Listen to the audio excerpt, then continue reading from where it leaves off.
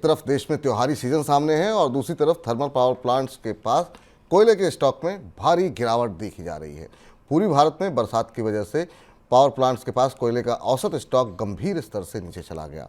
National power portal के आंकड़े बताते हैं कि 8 अक्टूबर तक पावर प्लांट्स के पास 7.6 दिन का कोयला बचा है, जो औसत के मुकाबले 40% कम है। कोयले के स्टॉक की स्थिति में सुधार नहीं हुआ तो त्योहारी सीजन में बिजली की कटौती का सामना करना पड़ सकता है। सर, तो इस बार क्या बत्ती गुल होगी त्योहार पे, दिवाली पे? मौसम की अस्त व्यस्तता के कारण, बाढ़ के कारण, खासतौर से कई हिस्सों में बाढ़ के कारण भारत में कोयले के सप्लाई का पूरा तंत्र बिगड़ गया है। वैसे भी कोयले के सप्लाई का तंत्र पिछले साल भी हमने देखा था कि भारत की खदानों से बिजली घरों तक कोयला पहुंचाने में बड़ी समस्या आती है।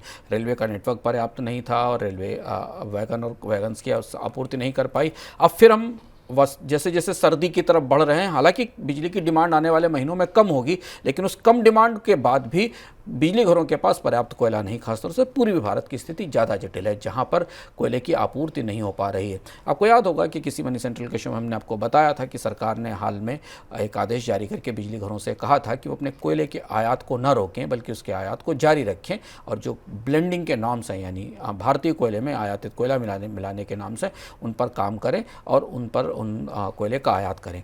अब यह एक अजीब परिस्थिति है कि भारत में पर्याप्त कोयला है, लेकिन देश को कोयले का आयात करना पड़ रहा है। और अगर ये कोयले की शॉर्टेज क्रिटिकल स्टेज की तरफ जाती है, जो कि दिखाई देने लगा है, 7 दिन 8 दिन का कोयले का स्टॉक बचा है, तो फिर केंद्र सरकार को हरकत में आना होगा, आयात बढ़ाना होगा या रेलवे को विशेष उपाय करने होंगे। नहीं तो त्योहारों पर, जैसा विपुल आपने कहा, कि त्योहारों पर बत्ती गुल हो सकती है।